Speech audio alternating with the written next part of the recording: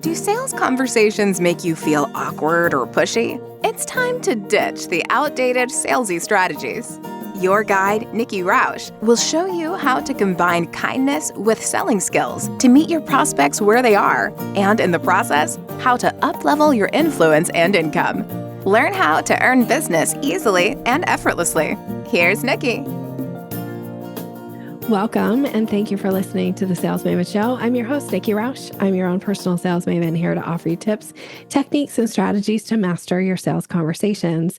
Today, we're going to be talking about referrals and the referrals that you give, and more importantly, making sure that you're not doing anything that tarnishes your own reputation by giving a bad referral. So this is so important because referrals are a great source of how many of us build our business. I know I get some phenomenal referrals of people who end up hiring me because somebody referred me. I also have had the great pleasure of introducing some amazing people together that have gone on to do great work together in collaborations. One has hired the other, so giving referrals is an important piece and getting referrals is an important piece. But the one thing you want to be careful of is that you're giving good referrals, because the person that you're referring is riding your coattails. I always say, I have a bank account, a rapport bank account with everybody I come into contact with, and I teach this. And the idea is that I am making deposits in that rapport bank account when I come into contact with somebody, when I am deepening connection, I am giving a great referral, I am being a resource to them, we are having enjoyable, useful conversation. Those usually are ways to make deposits. And then when I make a misstep, there's a withdrawal, right? So I always want to stay in the black in the rapport bank account with everybody I have one with. And when you do something that doesn't go well, when you make a misstep, when I make a misstep, that is like a withdrawal. So that can put you in the red if you don't have much of a balance built up. So when you are sending somebody a referral and it's a bad referral, that is going to be a withdrawal from your bank account with that person. So you want to make sure you're giving good referrals. And I learned this lesson, oh my gosh, in the hardest way many years ago. Gosh, it's probably been 15 or 16 years ago. There was an opportunity where my largest client at the time was looking to expand his business. And so he was actually going to start a new branch, a new offshoot of his business. And he wanted to hire people that had experience in this particular area of the business. And it just so happened that I had quite a few contacts in that area. And a few of the people that I knew, their company had just got bought out. So they were looking to kind of jump ship. They didn't want to go work for the competitor that bought them. So they were looking for a new opportunity. So I was like, oh, great thing, right? I can refer these people who I have some history with to my client, and this could really set everybody up for success. They would get to work for a great company. He would get some phenomenal new people to help him grow this arm of his business. And I did a little bit of due diligence because there were 3 people that wanted me to refer them. 2 of them I knew. One of them I knew really, really well. The other one I had worked with, but it had been a really long time since I worked with him. But I'd always heard really positive things about him. And my experience with him many, many years ago was really good. And then the third person I didn't have as much experience with. So I checked in and asked a few people hey, is everything on the up and up with these guys? I'm thinking about making a connection for them, and I just want to make sure that, everything's good. And got some positive feedback. So I was super excited. I brought these 3 individual names to my client, and he ended up hiring them. But then as soon as he hired them, one of the people in particular, the one that I had experience with, but it had been a very long time, was showing some signs of some kind of weird behavior. And I experienced the weird behavior and I thought, something's not right here. And gosh, I just put my name on the line here with my largest client. And so I did a little bit more checking.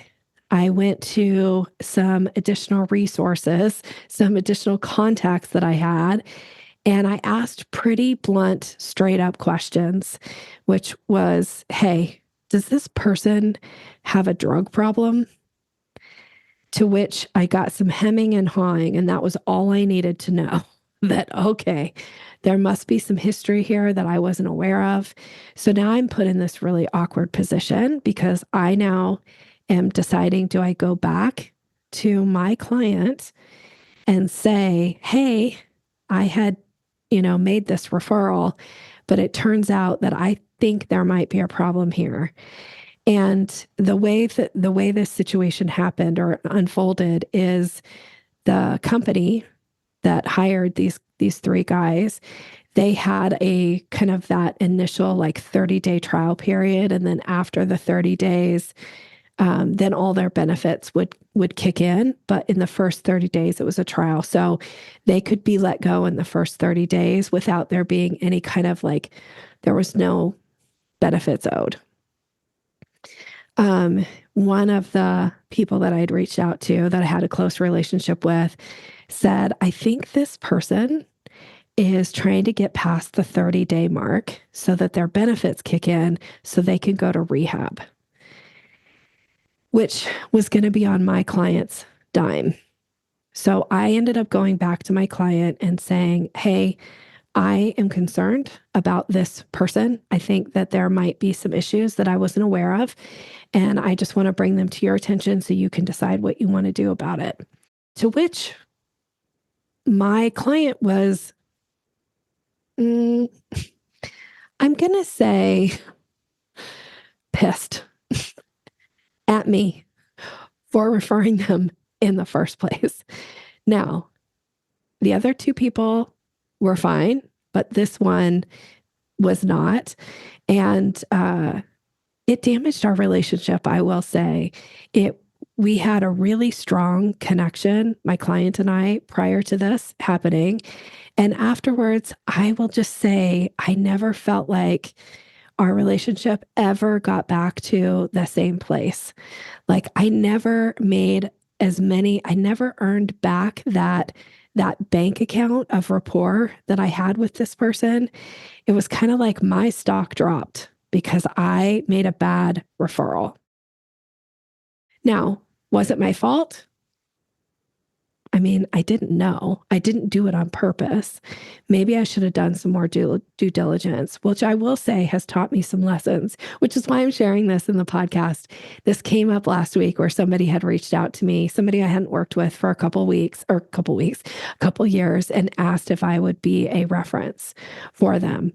And it brought up all these I might need to do some checking in to find out what's going on for this person now. And if I'm going to be a reference and my reputation gets put on the line, I need to make sure that I am doing a good job in this referral. So remember that when you're referring somebody, they're getting to ride your coattails of all the work that you've done to build your strong reputation and your rapport with that person. So don't give out referrals just for the sake of giving out a referral.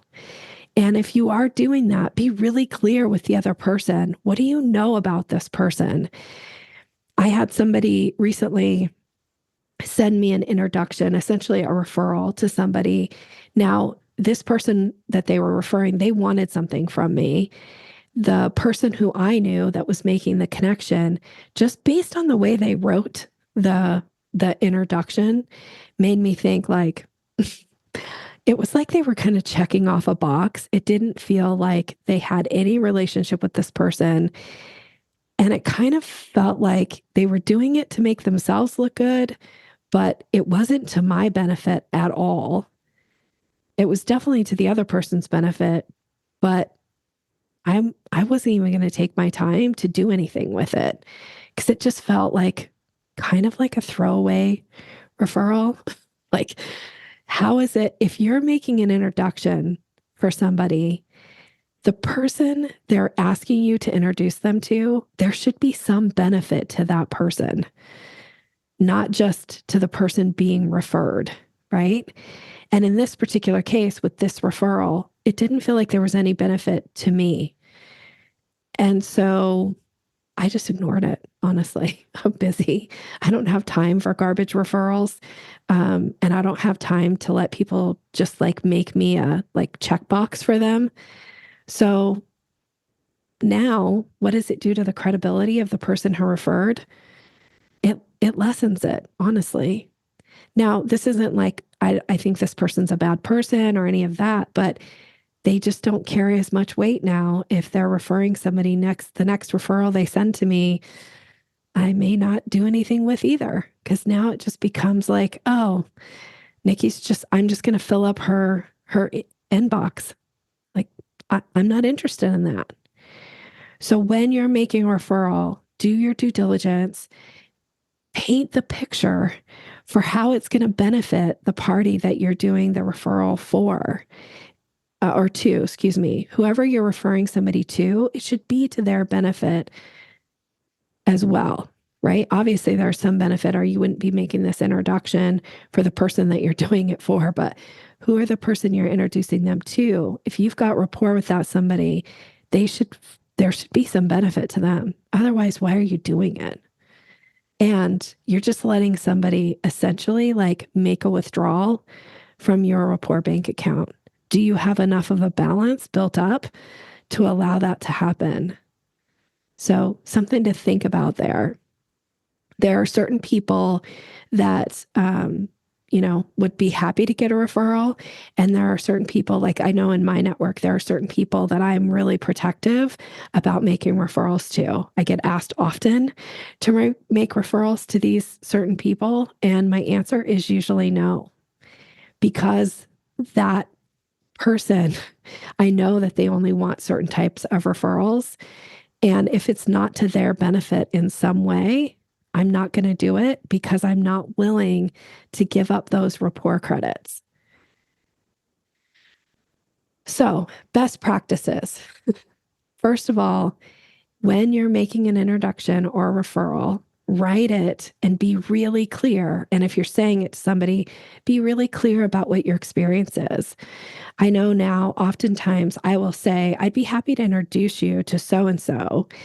And I just want you to let you know, I have not worked with them personally. This is what I've heard about them. This is what I know a little bit about their business. And so I just want to be really like clear and upfront. And I think had I said that to my client originally, like I haven't worked with this person in this many years, I'm not totally sure of what their work history has been over the last, 5 years. I can just say that when I worked with them, 5+ years ago, this was how they were perceived in the company that we worked for. Right. So just be really clear about your referral so that you're not doing anything that tarnishes your reputation, because your reputation, it matters and you worked hard to build it. And when somebody asks you to make an introduction or a referral and you don't feel comfortable doing it, or you're like, it's hard to say no, I get it. But sometimes for your own reputation's benefit, it's better to say no. So I'm going to give you some language in case this is helpful. So if it doesn't feel like a good idea, here's a couple options. One is sometimes I'll say, I think in this case, a referral coming from me isn't going to do anything more for you than you reaching out to them personally. So I'll say that way, or I'll say, you're welcome to use my name as somebody that, that we know each other, but I don't think me sending a personal referral is, again, going to do any more than you reaching out to them one-on-one. Or when the answer is just straight up no, I would just say to the person, based on what I know about this person, I'm not sure that they'd be open to this referral. So I'm going to respectfully decline making it. And then you just leave it there. You don't have to have a lot of story. You don't have to have a lot of excuse. You just say, like, this is what it is. All right. So I hope this episode was helpful. I hope the language that I gave you at the end will be useful, something you can keep in your back pocket and pull out in those times when a referral is not a good idea. When it is a good idea, make them freely for, putting out goodwill into the market. Just make sure that there is a benefit to both parties that are part of that introduction. And you will continue to build a solid reputation for yourself in the market. All right. Wishing you continued success in all that you're doing. Thanks for listening. Take care. Thanks for listening to Sales Maven. Visit us online at yoursalesmaven.com/maven for more resources to boost your confidence and skills.